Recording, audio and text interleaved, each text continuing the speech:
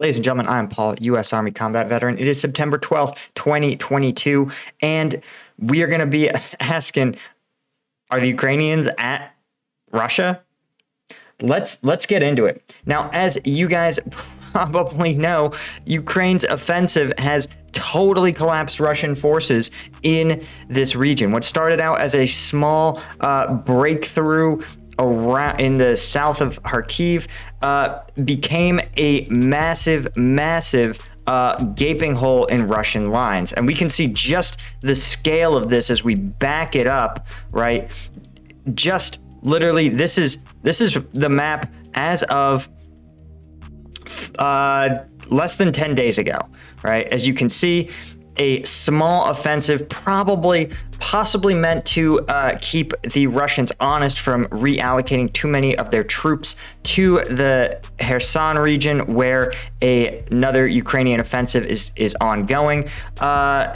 Suddenly achieved a breakthrough, and Russian forces began to collapse, right? Unsure if the enemy was in their backfield, getting behind them. They just sort of melted away, and you can see they pushed hard to Kupiansk, but then once they reach Kupiansk, once they reach this natural, we sometimes call them handrails. These are natural sort of occurrences, or rather map features. So a railroad, a road, a gorge, a river, in this case, the small river and reservoir. Once they reached that natural backstop, that natural handrail, they began to push outward. And of course, once an enemy is fighting behind you, you have to understand that a fighting position, right? Think about a trench. A trench protects you from anyone in front of you. But if someone is to your side, that trench offers no protection. And this is true at large scales as well.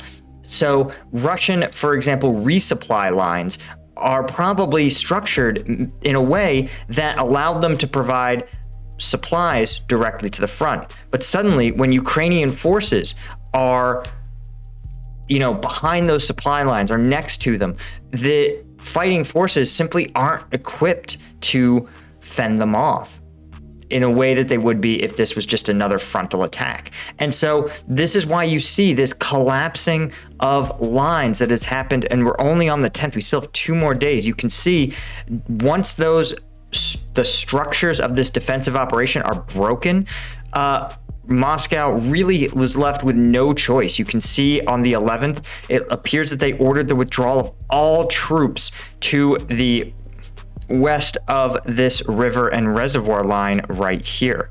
So this is a really shocking development, obviously, for Russia to find that it has to withdraw huge numbers of troops from this sector. But it's reminiscent of what the Ukrainians actually found themselves doing after the fall of Severodonetsk in Lysychansk, right? Defenders had been dug in for a long time, but Russia had flanked around and had taken out this big chunk, had basically threatened to encircle them. Lysychansk. They were encircled, and instead of being entirely cut off and losing a large amount of their combat power, they chose to withdraw to Seversk.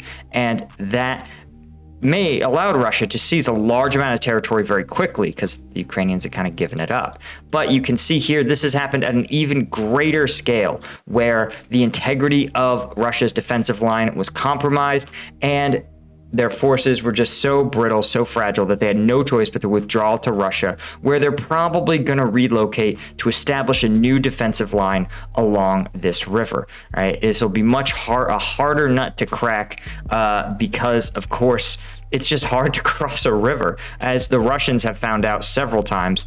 But it's so significant. I mean, you can see in the grand scheme of the Ukraine conflict just how much of the territory has just been liberated, right? We're talking about probably 15% of the total area of Ukraine that has been seized has just been flipped. So is this going to be a turning point in the war? I sort of suspect so.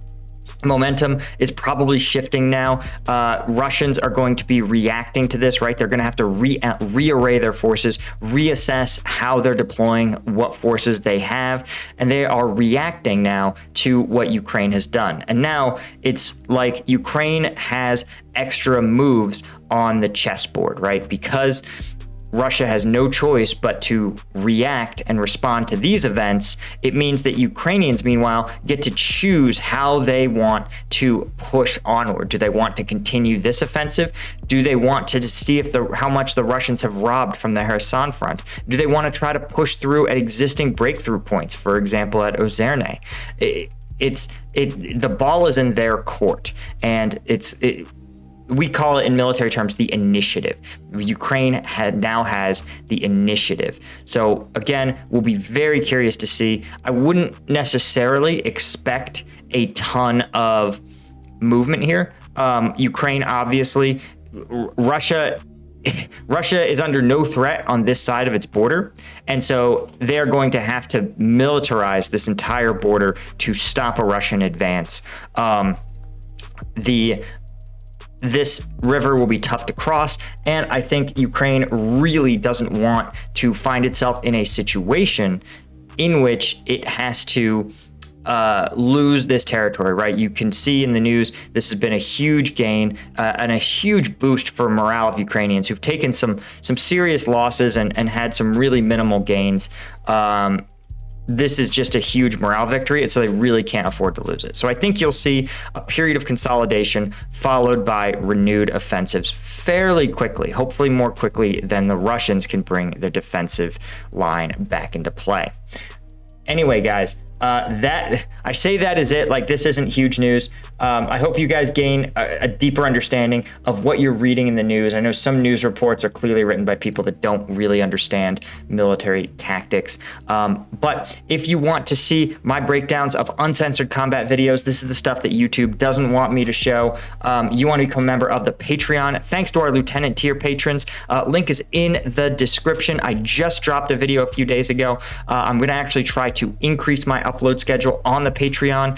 So instead of twice a month, we're going to try to do every 2 weeks. Anyway, guys, thank you so much. I'll catch you in the next one.